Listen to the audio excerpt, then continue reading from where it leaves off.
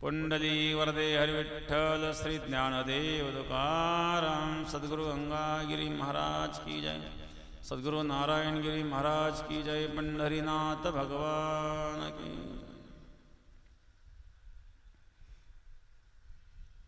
क्षीर सिंधु परिसरी शक्तीच्या कर्ण कोहरी नेणो कै त्रिपुरारी सांगितलेचे।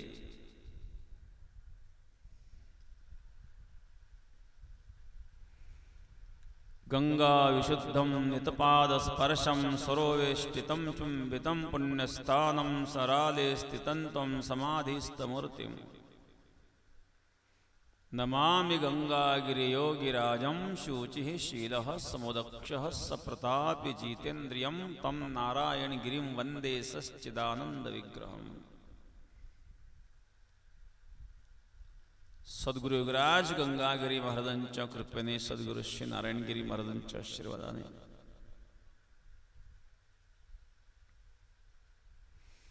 आज या दुर्गाष्टमीच्या अतिपावन मुहूर्तावर गोदावरीच्या कुशीत होम हवन आज झालेला आहे। नवरात्र उत्सव चालू आहेत। दुर्गाष्टमी आहे आज। प्रत्येक वर्षी अष्टमीला हवन या ठिकाणी होत असतं।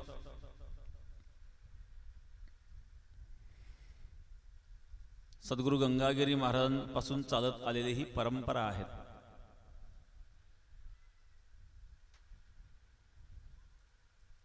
गुरुदेव नारायणगिरी महाराजही हवन करीत असत आणि अजून ती परंपरा चालू आहे। विद्यार्थी मंडळ मिळून सर्व प्रत्येक वर्षी समिधा गोळा करणं, त्याला लागणाऱ्या समिधा मंत्रोच्चारपूर्वक वेदविधीपूर्वक हवन केलं जातं। सद्गुरु योगराज गंगागिरी महाराजही शिवपंचाक्षरी मंत्राचा जप करीत असत।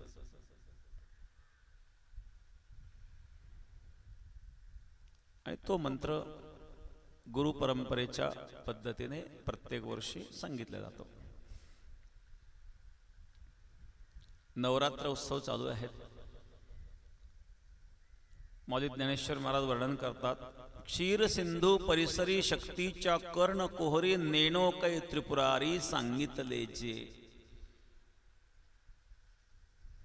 क्षीरसागराच्या तीराला शक्ती म्हणजे पार्वती। कर्णकोहरी कर्णरूपी गुफेत, कर्णरूपी गुफेत कर्णकोहरी। नेणो कै त्रिपुरारी, त्रिपुरारी भगवान शिवाचं नाव आहे। त्रिपुर राक्षसाचा ज्यांनी नाश केला ते त्रिपुरारी।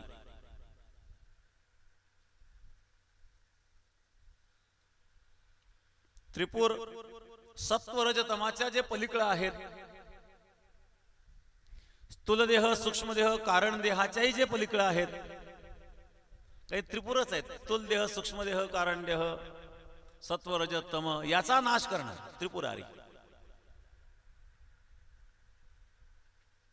तमोगुणाचा नाश करतो, रजगुणाचा नाश करतो, सत्वगुणाचाही नाश करतो. सत्वगुण, रजगुण, तमगुण ज्याप्रमाणे घातक आहे त्याप्रमाणे सत्वगुण सुद्धा घातक आहे बरं का. तुम्ही सत्वगुण कसं काय घातक आहे? माया ही त्रिगुणात्मिका असते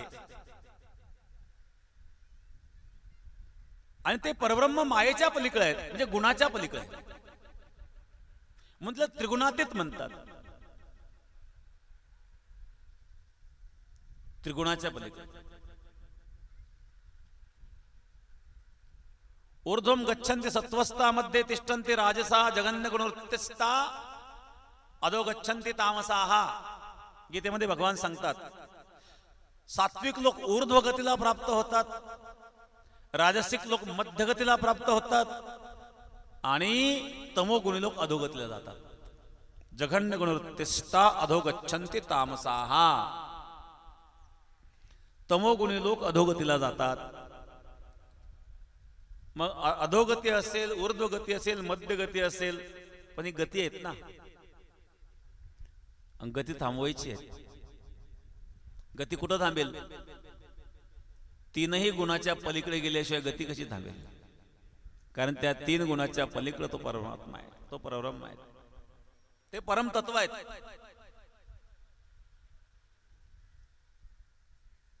आणि म्हणून असं असणारं तत्वज्ञानाचा उपदेश भगवान शिव पार्वतीला करतात. कुठे? क्षीर सिंधू परिसरी शक्तीच्या कर्णकोरी क्षीरसागराच्या तीराला एकांतात. क्षीरसागराच्या तीराला शक्तीच्या कर्णकोहरी शक्तीच्या कानामध्ये काय सांगितलं? नेणो कै त्रिपुरारी. नेणो काय सांगितलं कोणास ठाऊक? नेणो शब्दाचा अर्थ काय? हा, नेणो कै त्रिपुरारी. त्रिपुरारी भगवान शिवाने सांगितलं. काय सांगितलं मला माहिती नाही. माहिती नाही म्हणण्यापेक्षा सांगायचं नाही. काही गोष्टी सगळ्यांना सांगायच्या नसतात. काय सांगून उपयोग नाही. अनाधिकाराला सांगून काय उपयोग आहे? योग्यता असेल, अधिकार असेल, बीज आपण कुठं रोवतो, पुरतो जमिनीमध्ये. पण कुठं सुपीक जमीन असेल तर खळकावर बी कसं काय रुपत? ती थोडीफार माती असली पाहिजे. ते बी रुजण्याची क्षमता त्या भूमीमध्ये असेल तर बीजातून अंकुरोत्पत्ती होईल, अन्यथा बीज वाया जाईल. तशी भूमी आपली सुद्धा तयार असली पाहिजे, मग त्या बीजाचा उपयोग होतो, मग तो मंत्र फलद्रूप होतो.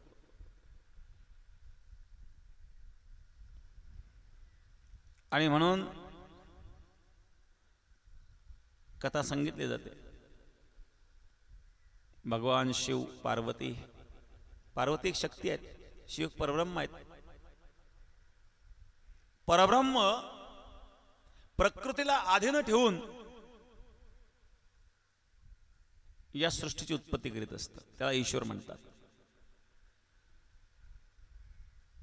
निर्विकल्प निराकार असणारं जे परब्रह्म आहे ते परब्रह्म मायेला आपल्या अधीन ठेवून मायेच्या द्वारे सृष्टी उत्पन्न करीत असते. आणि एवढं करून ते अलिप्त आहेत, सूर्य आहेत. सूर्याच्या प्रकाशामध्ये आपण पाप पुण्यादी कर्म करतो. पण सूर्याच्या प्रकाशामध्ये जरी पाप पुण्यादी कर्म करीत असलो तरी सूर्याला मात्र त्याचा काही परिणाम नाही. कोणी पाप केलं काय आणि पुण्य केलं काय, आपण केलेलं पाप पुण्य सूर्याला लागणार नाही. सूर्याच्या प्रकाशात करतोय.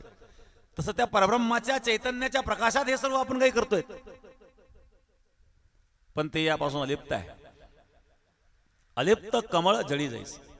आकाश आहेत, आकाशामध्ये आभाळ येतं, वादळ येतं, पाऊस पडतो, मेघगर्जना होतात. आकाशावर काय परिणाम आहेत?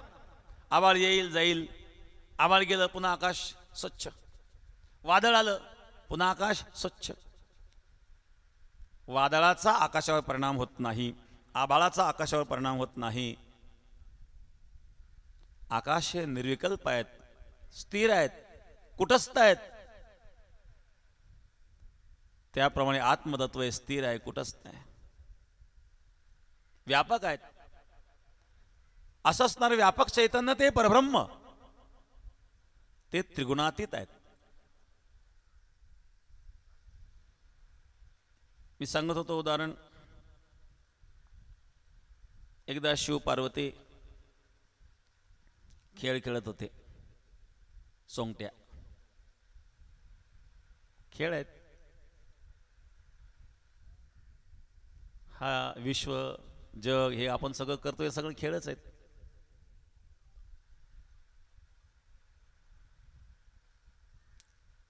भगवान शिव पार्वती खेळ खेळत असताना पार्वती डाव जिंकत होती.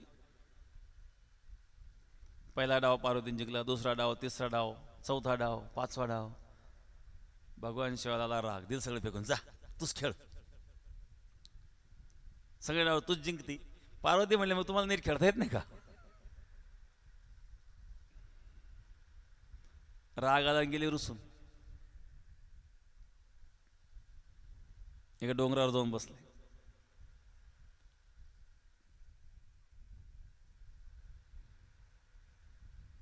भगवान शिव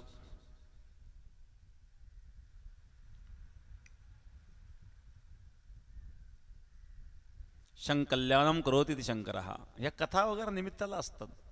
शास्त्र पुराणामध्ये ज्या कथा दिलेल्या असतात ना, या कथा फक्त सिद्धांत कळण्यापुरत्या असतात. कथेला महत्त्व नाही, त्यातून विचार काय घ्यायचे हे महत्त्वाचे आपल्याला.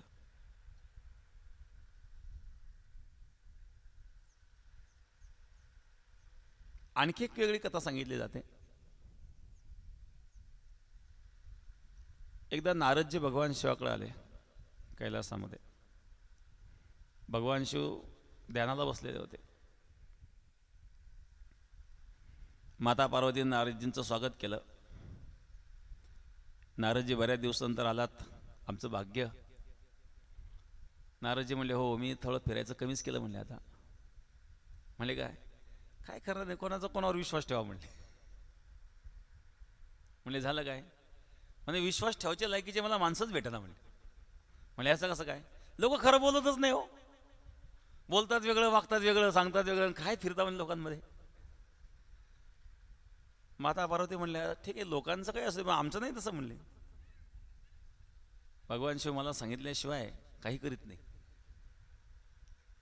नका एवढं कशाला सांगताय म्हणलं. मला कुठे गेलं पळसाला पान तिथंच आहेत म्हणले. मग तुम्हाला वाटत असेल आमचं तसं नाही आहेत. मी एक सांगू म्हणजे काय, भगवान शिवला विचारा, तुमच्या गळामध्ये जे मुंडमाळ ही कोणाची आहे? भगवान शिवाच्या गळ्यामध्ये मुंडमाळ आहेत ना, ही कोणाची आहे विचारा म्हणले तुम्ही. ठीक आहे म्हणले. गेले नारदजी निघून. जाता जाता नारदजीने भगवान शिवाला सांगितलं, लवकर जा, माताजी तुमची वाट पाहत आहेत. भगवान म्हणले, ठीक आहे तुम्ही येऊन गेले म्हटल्यावर वाट पाहतच असणार आहेत. आता जिथं नारदजी येऊन गेली तिथं काहीतरी गोंधळ झालेला दिसतोय.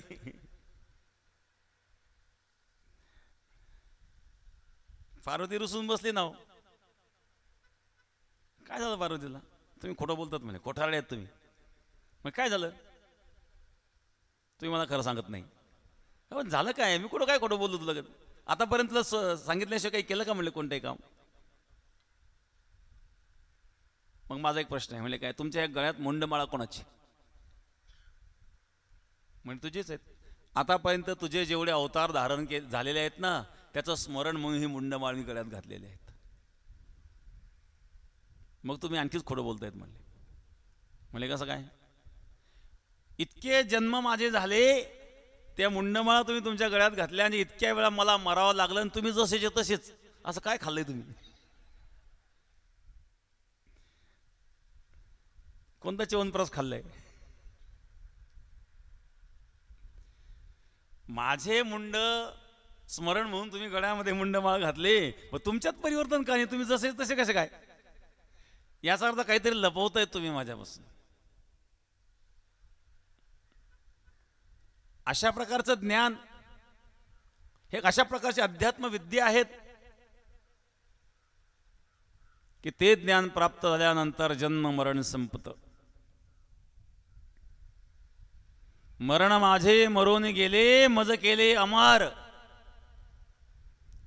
जगा काळ खाय, आम्ही माथा दिला पाय. जगाला काळ खातो, पण त्या काळाच्याही मस्तकावर आम्ही चरण ठेवलेले आहेत. एक ज्ञान असं आहे जे ज्ञान प्राप्त झाल्यानंतर कुठलेही ज्ञान प्राप्त करण्याची गरज नाही.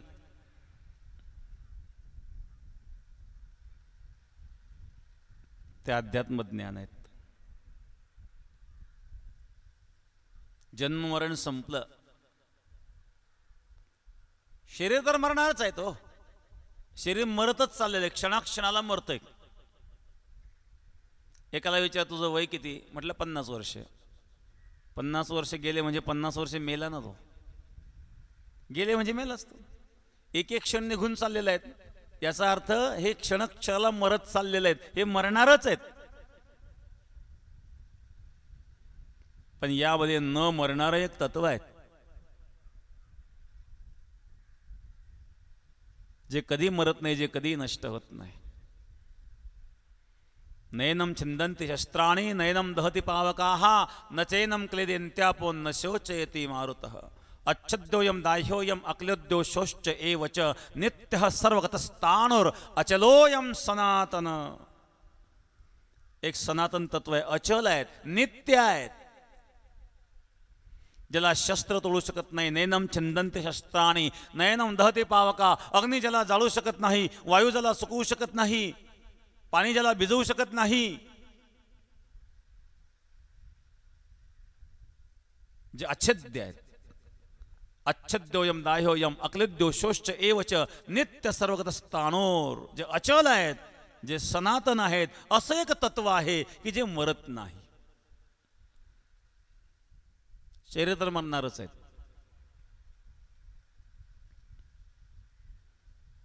आणि त्याचं ज्ञान झाल्यानंतर जगात दुसरं कुठल्याही प्रकारचं ज्ञान प्राप्त करण्याची आवश्यकता राहत नाही आणि मरणही शिल्लक राहत नाही.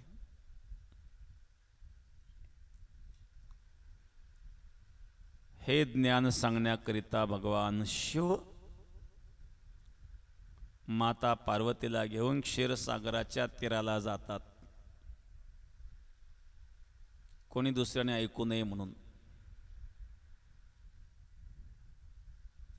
अनाधिकाऱ्याला जर आपण ऐकवलं तर अनाधिकारी अव्हेर करील, निंदा करील. म्हणून अनाधिकाऱ्याला ज्ञान देऊ नये. क्षीरसिंधू परिसरी शक्तीच्या कर्णकुहरी, शक्तीच्या कर्णरूपी गुफेमध्ये भगवान शिव शक्तीच्या कानात उपदेश करतात, मंत्र सांगतात. मत्रू धातूपासून मंत्र शब्द निर्माण होतो. मत्रू म्हणजे गुप्तता. तुम्ही म्हणाल आता सगळे लोक बसले इथं माईकवर चालू आहे, ही गुप्तता आहे का? याला गुप्तता म्हणतात का हो, माईकवर सांगण्याला?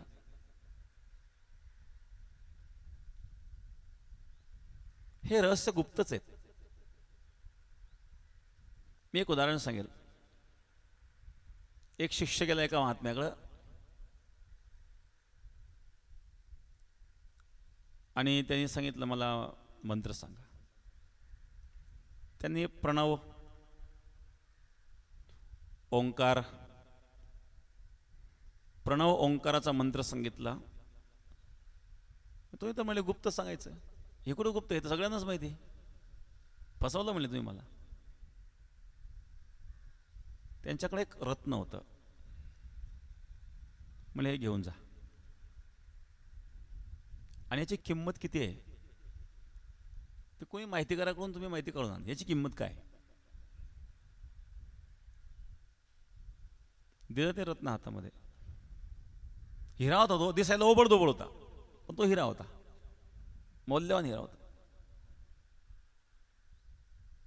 गेला ते का बाजारात,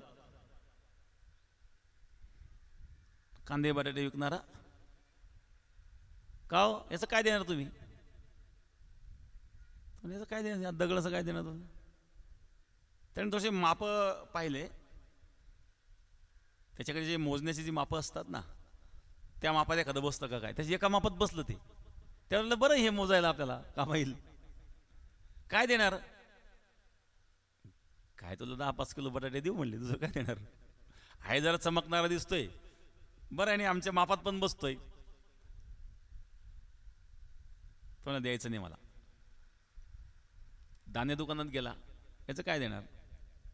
काय 1 क्विंटल धान्य देईल म्हणून. कापड दुकानात गेला, का तुम्ही याच्या मोबदल्यात काय देणार? काय 2 मीटर कापड देईल म्हणजे. तो एका जवाहिराकडे गेला. जवाहिराच्या दुकानात गेल्यानंतर जवाहिराकडं ते दाखवलं आणि सांगितलं याची किंमत. हा तुझ्याकडे कसं काय आला? तुम्हाला काय करायचं, माझ्याकडे कसं आला ते? याची किंमत काय सांगू शकता तुम्ही? त्या जवाहिराने सांगितलं, माझ्या दुकानातल्या ह्या सगळे हिरे माणिक जरी देऊन टाकले तरी याची बरोबरी होणार नाही. पण हे तुझ्याकडे कुठून आलं सांग? कारण अशा प्रकारे मौल्यवान हा हिरा हा एक तर राजाकडे असू शकतो किंवा एखाद्या चोराकडे असू शकतो, एखाद्या चोरानं चोरी केली तर, किंवा एखाद्या साधूकडे असू शकतो. एखाद्या साधूला जर एखाद्या राजाने भेट म्हणून दिलं तर एखाद्या साधूकडे असू शकतो. हा तुझ्याकडे आला कसा? हा हिरा एवढा मौल्यवान आहे की याची किंमत मी करू शकत नाही. त्याला सांगितलं होतं हा विकायचा नाहीये, फक्त किंमत विचारायची आहे. परत आला, गुरु महाराजांच्या हातामध्ये तो हिरा ते रत्न दिलं, सांगितलं कळाले का किंमत? म्हणले काय काय केलं तू? अशा अशा ठिकाणी गेलो, भाजीपाल्याच्या दुकानात गेलो, ते म्हणले 10 किलो देतो बटाटे. कापड दुकानदार म्हणला याच्या मोबदल्यात 2 मीटर तुम्हाला मी कापड देऊ शकतो. धान्य दुकानदार मला 1 क्विंटल धान्य देतो. पण जवाहिराने सांगितलं याची किंमत मी करू शकत नाही. मग तो एवढ्या लोकांना दाखवलं, याची किंमत कोणाला करता आली का? याचा अर्थ याची किंमत गुप्त आहे. तसं प्रणव आहेत, याची किंमत गुप्त आहे. जरी कोणी ऐकलेलं असेल, जरी त्यांना त्यातली माहिती असेल, तरी त्याचं रहस्य गुप्त असल्यामुळं त्याचं यथार्थ ज्ञान कोणाला नाहीये. आणि यथार्थ ज्ञान झाल्यानंतर तो बोलतच नाही, कारण तो वाणीच्या पलीकडे आहे. असं असणारं जे परमतत्व आहे, परमतत्व ज्ञान आहे, जे अमोल आहेत, ज्याची किंमत होऊ शकत नाही, अशा ब्रह्मज्ञानाचा उपदेश शक्तीच्या कर्णकुहरी, शक्तीच्या माता पार्वतीच्या कर्णकुहरी कर्णरंध्रामध्ये नेनो काही त्रिपुरारी सांगितलं. जे नेनो काय माहिती काय सांगितलं ते, पण सांगितलं, बोध केला. माझे ज्ञानेश्वर महाराज सांगतात, तो बोध मला पण झाला ना. आदिगुरु शंकरा लागून शिष्य परंपरा, बोधाचा हा संसारा झाला जो आमुते. ना आदिगुरु शंकरा, आदिगुरु शंकरापासून शिष्य परंपरेने जो बोध आला त्याचा संचार माझ्यात झाला. बोधाचा हा संसार झाला त्या आमुते.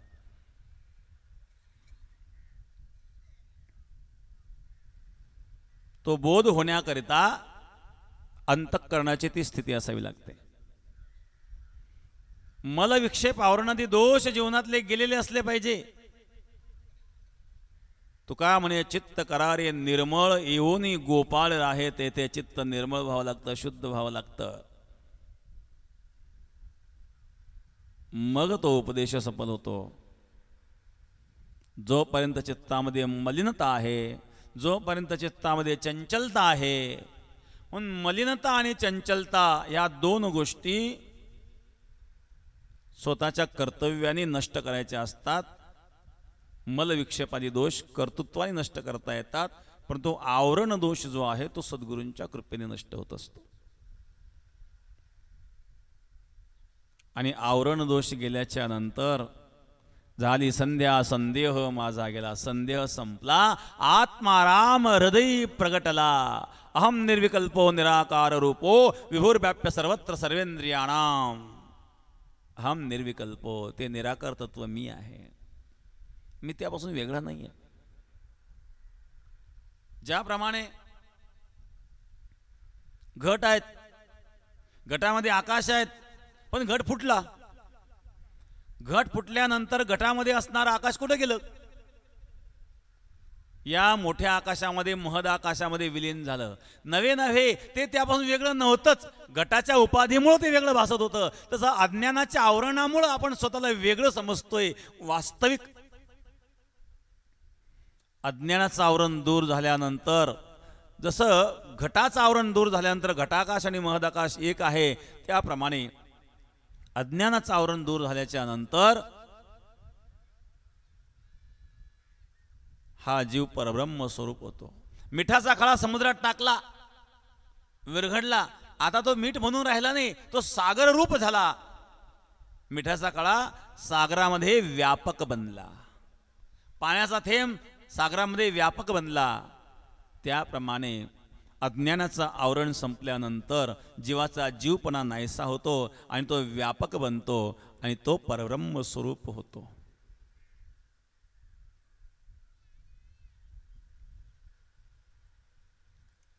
आणि अशा असणारं जे परब्रह्म, असं असणारं परमतत्व, आत्मज्ञानाचा उपदेश भगवान शिव पार्वतीला करतात क्षीर सिंधू परिसरी शक्तीच्या कर्णकोहरी. क्षीरसागराच्या तीराला भगवान शिव माता पार्वतीच्या कानामध्ये माता पार्वतीला उपदेश करीत असताना भगवान शिव बोलत होते आणि पार्वती माता होकार देत होती.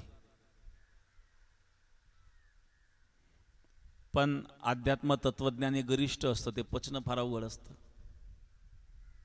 त्यामुळे झोप लागायला लागते. माता पार्वतीला झोप आली, भगवान शिव बोलतायत, माता पार्वतीला झोप आली. त्यानंतर भगवान शिवाने विचारलं, पार्वती मी काय सांगितलं? मग काय सांगितलं? मला झोप आली होती. होकार कोण देत होतं?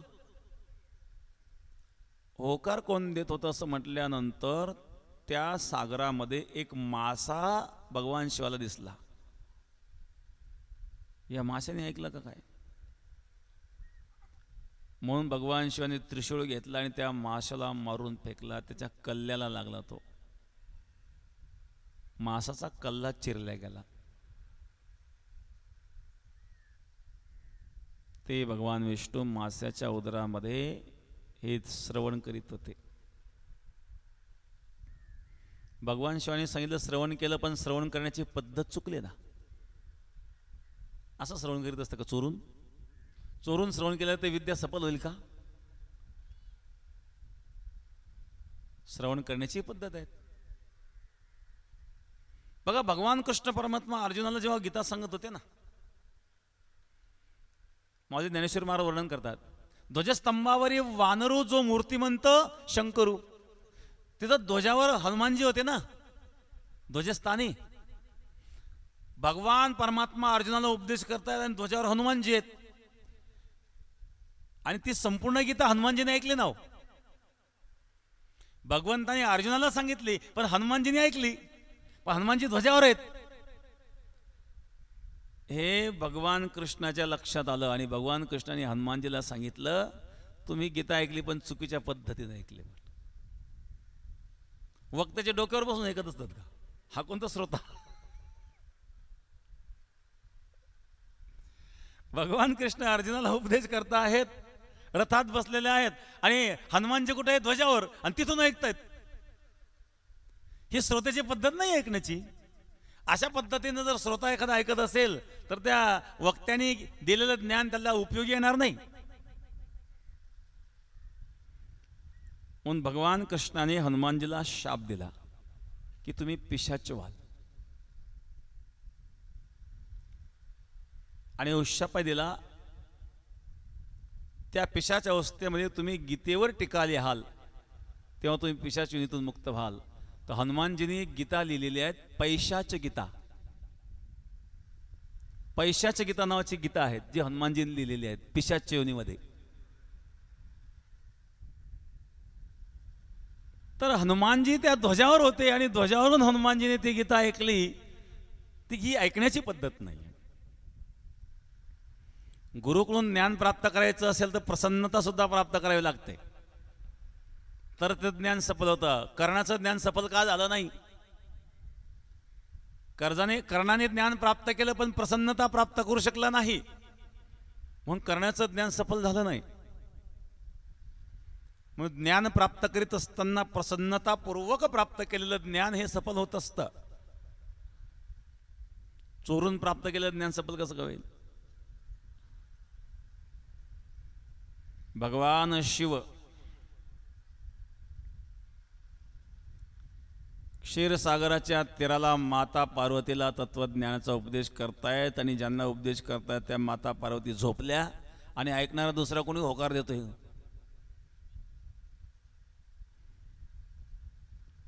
त्या माशाच्या उदरामध्ये.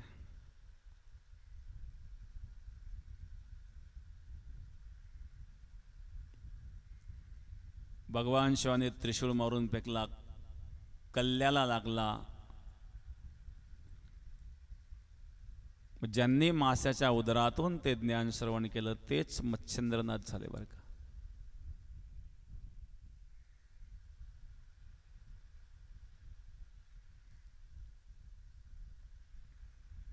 मत्स्येंद्रनाथ.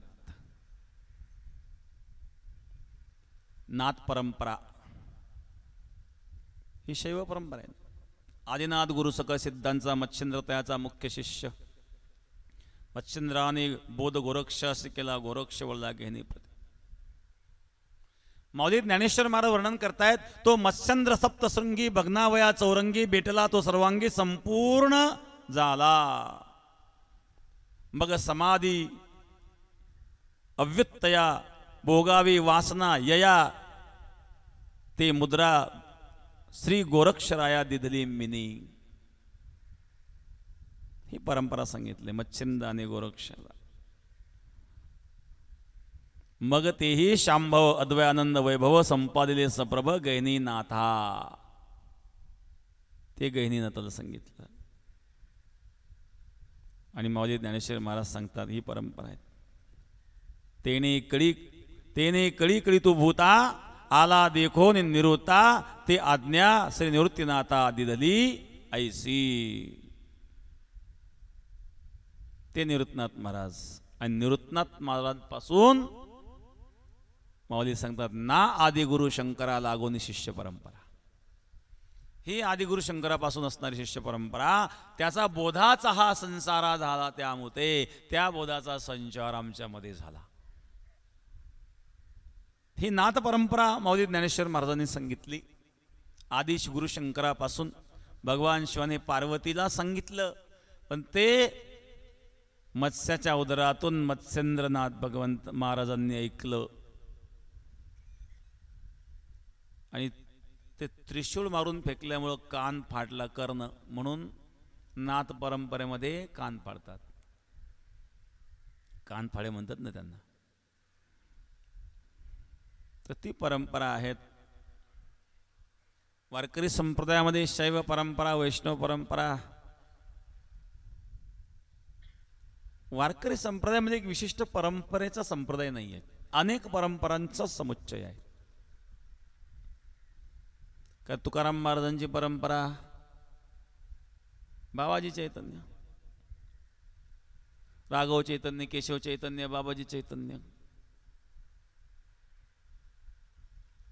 नाथ महाराजांची परंपरा दत्त परंपरा, दत्तात्रेय परंपरा, सहस्त्रार्जुन यदु दसरा जनार्दन शिष्य तिसरा केला खरा कलियुगी. ज्ञानेश्वर महाराजांची परंपरा, नाथ परंपरा, शैव परंपरा. एक परंपरा कुठे आहेत? वारकरी संप्रदायामध्ये परंपरा भिन्न आहे पण विचार एक आहेत. कारण शिव विष्णूमध्ये वारकरी संप्रदायाने भेद मानला नाही आणि भेद नाहीच. शिवश्रदम विष्णू विष्णुश्रदम शिव. शिव आणि विष्णू हृदयाने एक आहेत. एकमेकाचे हृदय गोडी साखरेच्या टाई. साखर आणि गोडी ज्याप्रमाणे भिन्न असू शकत नाही त्याप्रमाणे शिव विष्णू भिन्न असू शकत नाही. अनेक नद्या आहेत, नद्यांची वेगवेगळी नावं आहेत, नद्यांची वेगवेगळे वैशिष्ट्य आहेत, पण सर्व नद्या समुद्रालाच जाऊन मिळतात. तशा सर्व परंपरा भगवान सांगतात शेवटी मला येऊन मिळतात.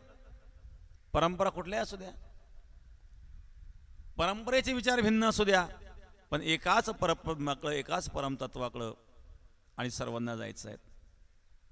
आणि म्हणून त्या ठिकाणी मतभिन्नता असण्याचं काही कारण नाही. तर अशा प्रकारे क्षीरसागराच्या तीराला भगवान शिव पार्वतीला उपदेश करतात. तो बोध माझे ज्ञानेश्वर महाराज सांगतात त्या बोधाचा संचार आमच्यामध्ये झाला.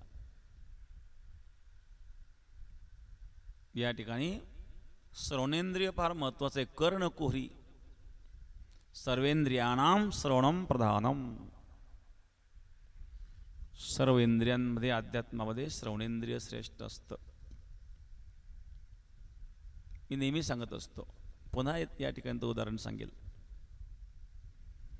एका साधूकडे 3 विद्यार्थी गेले विद्याध्ययन करण्याकरता.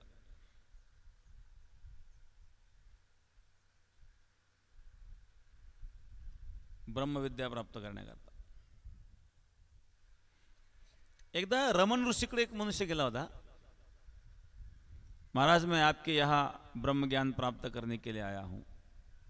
रमन ऋषि म्हणले आप गलत जगह पे आ गए हो.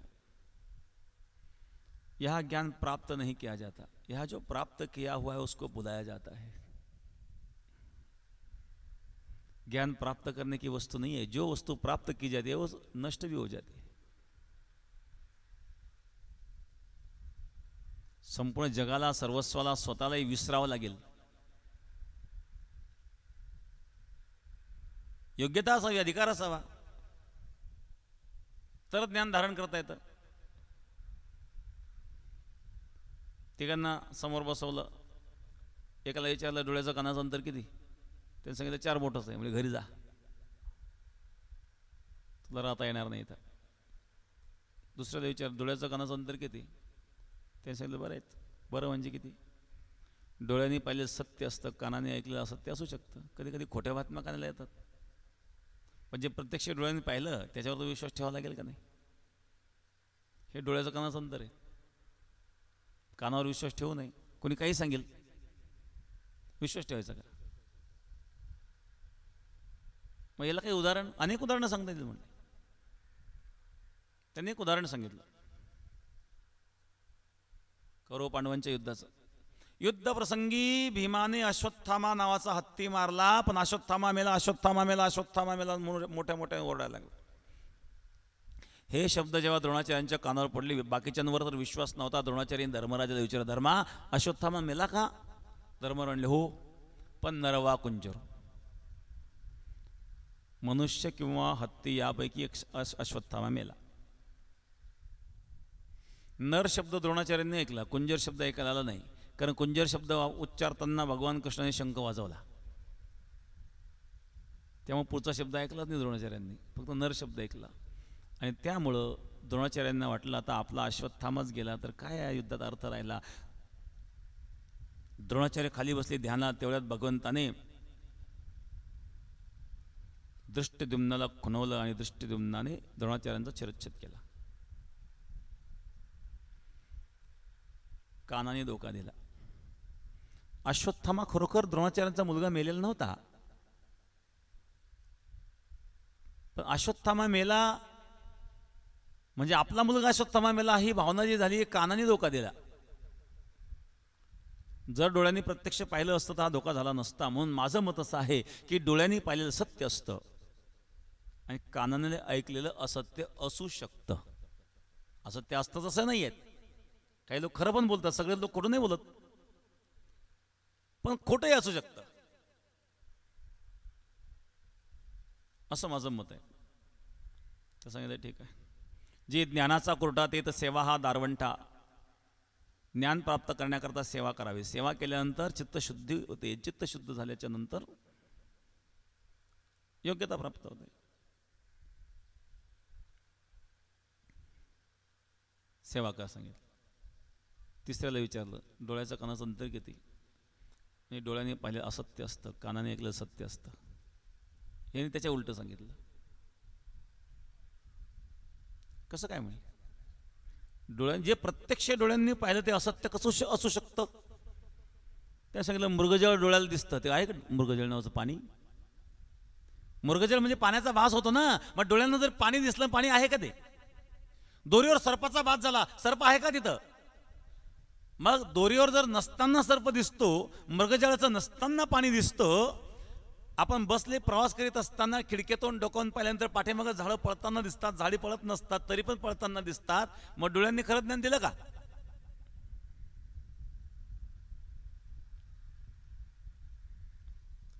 कामिनी जयाच्या जाहली नेत्रासी तो देखे चंद्रासी पीत वर्ण. तुकाराम महाराज सांगतात कावीळ झालेल्या माणसाला पांढऱ्या वस्तू पिवळ्या दिसतात. मग वस्तू तर पांढरी याला पिवळी दिसली कशी.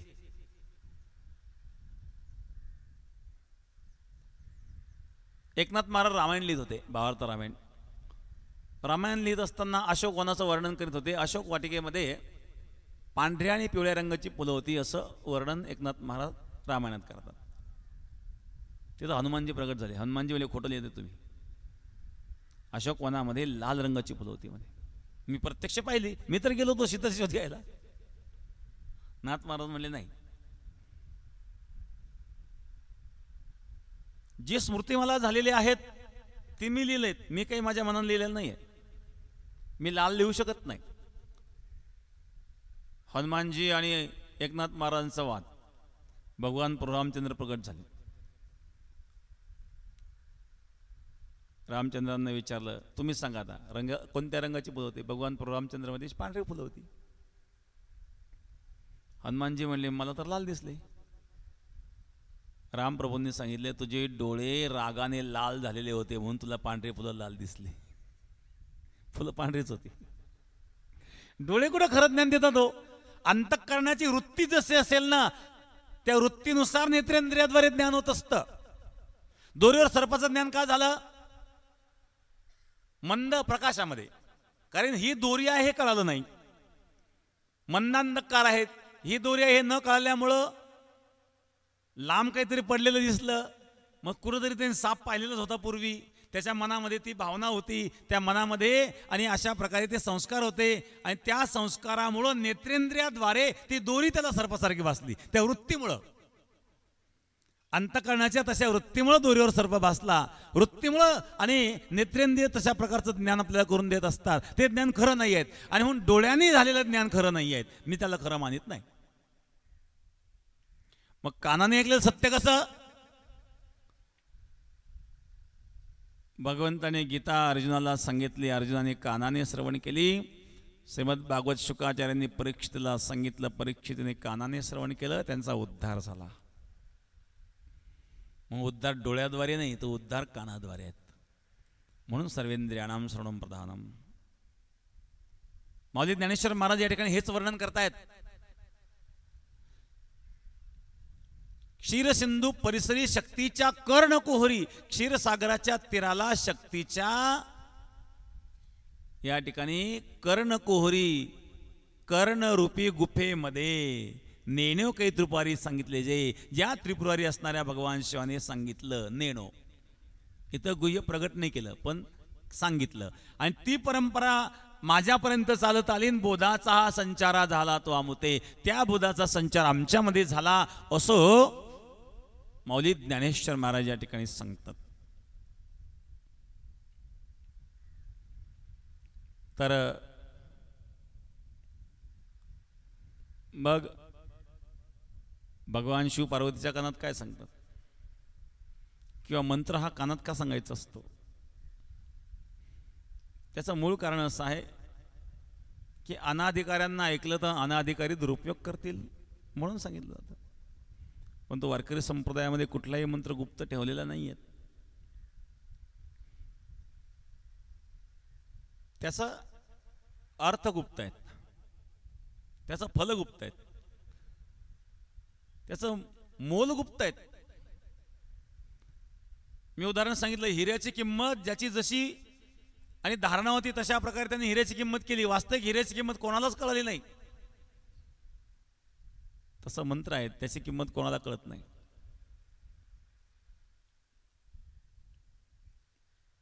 पण निर्विकल्प असणाऱ्या परब्रह्माची प्राप्ती करून देणारा तो मंत्र आहे.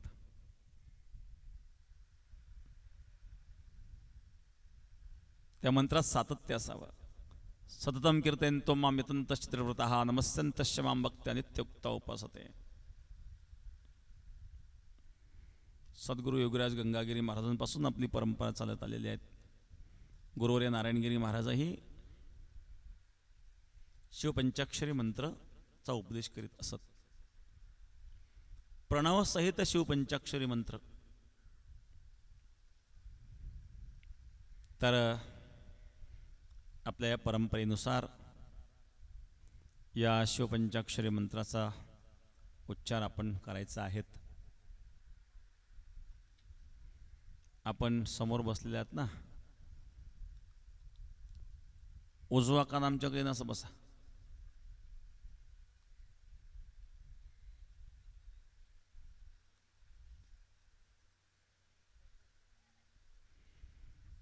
ओम नमः शिवाय.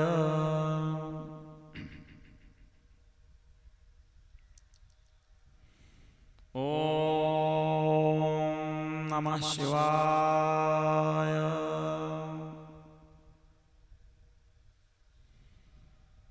ओम नमः शिवाय.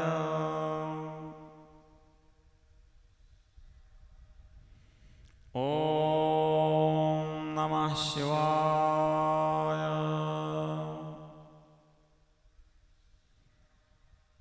ओम नमः शिवाय. ओम नमः शिवाय. ओम नमः शिवाय. ओम नमः शिवाय. ओम नमः शिवाय.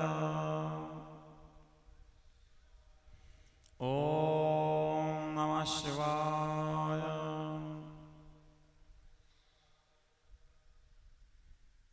सरळ बसा. ओंकार बिंदुसयुक्तम नित्यम ध्यायन्ति योगिनः कामदः मोक्षदश्च ओंकाराय नमो नमः.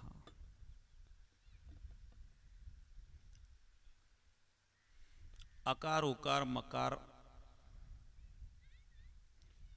आकार आहे स्थूल, ओकार आहे सूक्ष्म, मकार आहे कारण. स्थूल सूक्ष्म कारण याला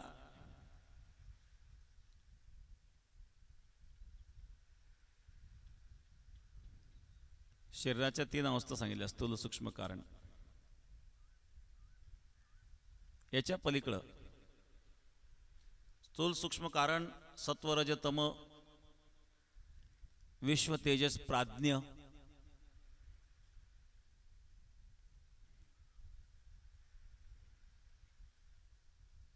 विराट हिरण्यगर्भ ईश्वर हे 3 नाव आहेत त्याला दिलेले. व्यष्टी रूपाने विश्व तेजस प्राज्ञ, समष्टी रूपाने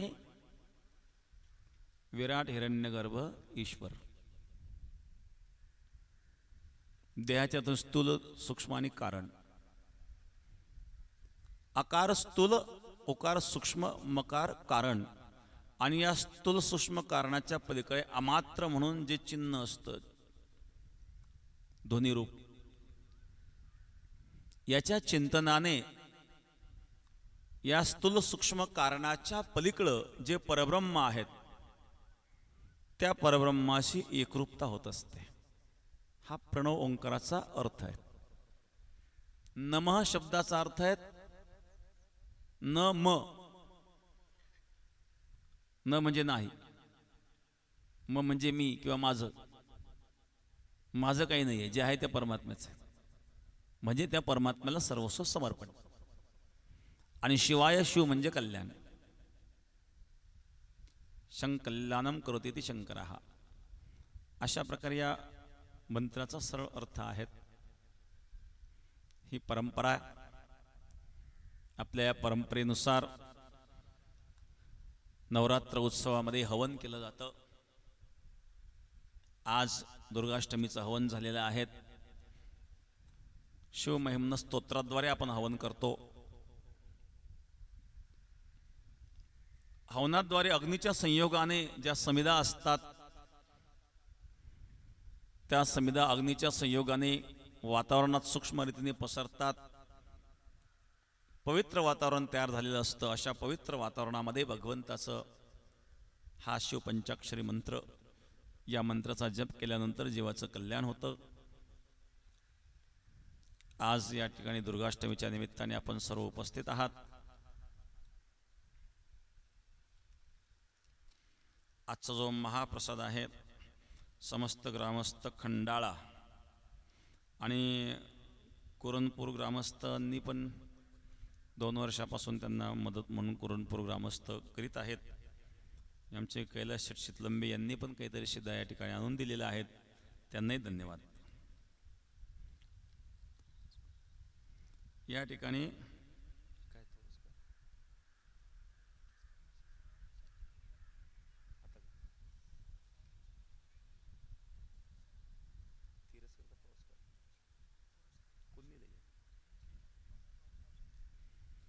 तोरसकर साहेब नाशिक यांनी 1 लाख रुपयाची देणगी दिली आहे. धन्यवाद धन्यवाद धन्यवाद. आणि आमचे विरगावचे मच्छिंद्र नामदेव थोरात यांनी पण 1 लाख रुपयाची देणगी दिलेली आहे, त्यांनाही धन्यवाद. आणि आमचे जनार्दन पाटील चव्हाण दायगावचे, तर त्यांनी एक इच्छा व्यक्त केली की ज्यावेळेला मंदिर पूर्ण होईल, काही मूर्ती आपण आणणार आहात तर विठ्ठल रुक्मिणीची मूर्ती आमच्यातर्फे आणावी, त्याकरता त्यांनी 1 लाख रुपये दिलेले आहेत, त्यांनाही धन्यवाद. या ठिकाणी प्रत्येक महिन्याच्या शुद्ध एकादशीला एक डॉक्टर आहेत सातपुते, डॉक्टर सचिन सातपुते, तर ते या ठिकाणी शिबिर घेतात, इथून पुढे घेत राहणार आहेत आयुर्वेदिक.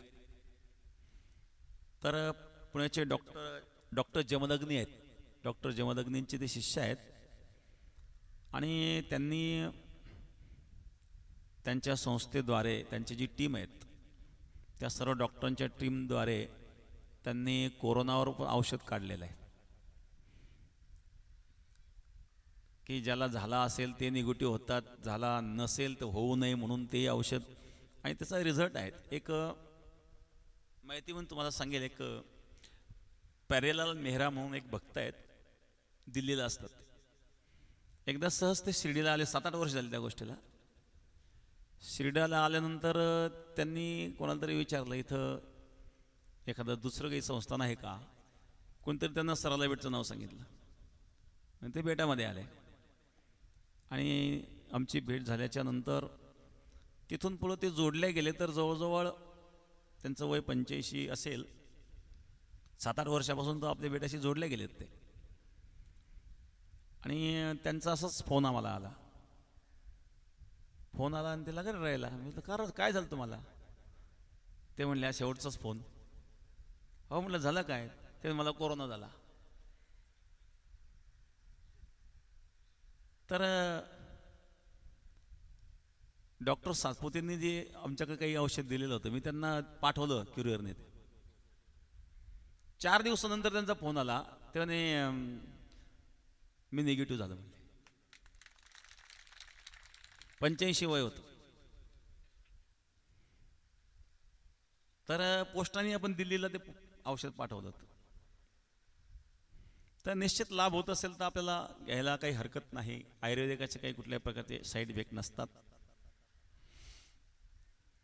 तरी असो, आता सर्वांनी महाप्रसाद घेऊन जायचं आहे.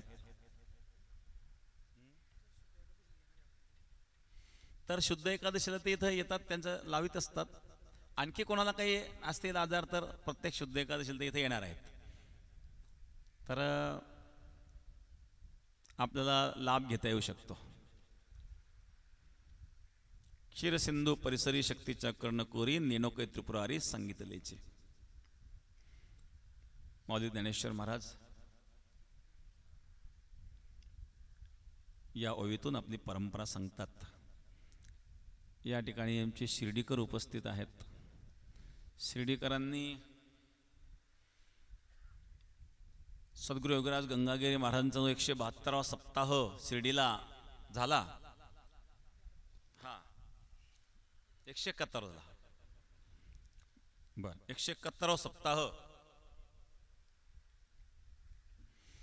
आणि त्या वर्षी योगायोग असा साईबाबांच्या समाधी महोत्सवाचं शताब्दी वर्ष होतं. साई शताब्दी महोत्सव आणि सद्गुरू गंगागिरी महाराजांचा 171वा सप्ताह हा संयोग फार सुंदर अशा प्रकारे जुळून आला. आणि त्या सप्ताहामध्ये सप्ताह करून जी काही रक्कम शिल्लक राहिली त्याद्वारे आणि भक्त निवास शिर्डीतर्फे या ठिकाणी बांधून देण्यात आलेलं आहे. बांधकाम जवळजवळ पूर्णत्वाकडे आहेत. जवळजवळ 95% काम झालेलं आहे. 4-5% काही किरकोळ थोडंफार राहिलेलं आहेत. तर ती जी नवीन बिल्डिंग झालेली आहे ती शिर्डीकरांनी त्यांच्या सप्ताहाच्या शिल्लक राहिलेल्या रकमेतून बांधून दिली आहेत. तर शिर्डीकरांना धन्यवाद धन्यवाद धन्यवाद. तर त्यांनी काय साई शताब्दी आश्रम नाव दिले त्या बिल्डिंगला, कारण शताब्दीचं स्मरण सतत राहावं. शिर्डीचा संबंध बेटाशी जुनाच आहेत, आजचा नाही आहेत. कारण साईबाबांचे आणि गंगागिरी महाराजांचे संबंध होते, परंतु या सप्ताहाच्या निमित्ताने आणि त्या संबंधाला चांगल्या प्रकारचा उजाळा मिळाला आणि शिर्डीकर बेटाशी जोडले गेले. पुन्हा जोडलेलेच होते, पण मध्ये मध्ये कारण शिर्डीकर दिवसेंदिवस मोठे होत गेलेत, त्यामुळे थोडाफार विसर पडला असेल. पण आता शिर्डीकर चांगले जोडले गेलेत. मी शिर्डीकरांना धन्यवाद देईल. आपण त्या निमित्ताने बिल्डिंग बांधली, आपल्या भक्तवर्गाकरता त्याचा उपयोग होणाऱ्या सुंदर बिल्डिंग बांधलेली आहेत, भक्त निवास. तर 171वा जो सप्ताह होता साईबाबांचा, तसं बघा रामनवमी उत्सव साईबाबांनी सुरू केलेला होता. 9 अंकांचा साईबाबाशी खूप जवळचा संबंध आहे. आणि 171चा सुद्धा किती झाले? 9 सुद्धात ना. 1, 1 आणि 7 9च अंक होतात. 9 हा पूर्ण अंक आहेत. म्हणून असा हा 171वा सप्ताह निश्चित सफल झालेला आहे. आणि त्या निमित्ताने शिर्डीकर जोडले गेलेत. हे शिर्डीकरांनी आणि कायम स्मरण राहील असं कार्य केलेलं आहे की ज्या ज्या वेळेला त्या बिल्डिंगचं स्मरण होईल, बिल्डिंग दिसेल त्यावेळेला शिर्डीकरांचं स्मरण निश्चित होत राहील. बिल्डिंगही अशा जागेवर बांधली की कुठूनही पाहिलं तर ती बिल्डिंगच दिसते. शिर्डीकर तर जे बुद्धिमानच आहेत. तर धन्यवाद धन्यवाद धन्यवाद. आपण सर्वांनी महाप्रसाद घेऊन जायचा आहे. खंडाळेकरांनी स्वयंपाक करून आणला आणि कुरणपुरणकरांनी 10,551 रुपये दिले. धन्यवाद धन्यवाद धन्यवाद. पुंडली वरदे हरि विठ्ठल श्री ज्ञानदेव तुकाराम सद्गुरु गंगागिरी महाराज की जय. सद्गुरु नारायणगिरी महाराज की जय. पंढरीनाथ भगवान की जय.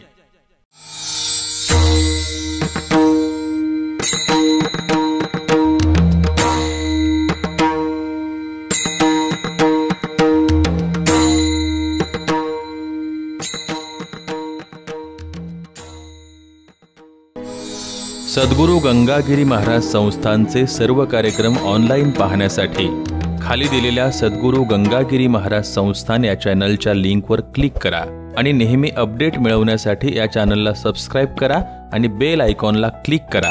हे चॅनल सरालाबेट संस्थानचं अधिकृत चॅनल आहे.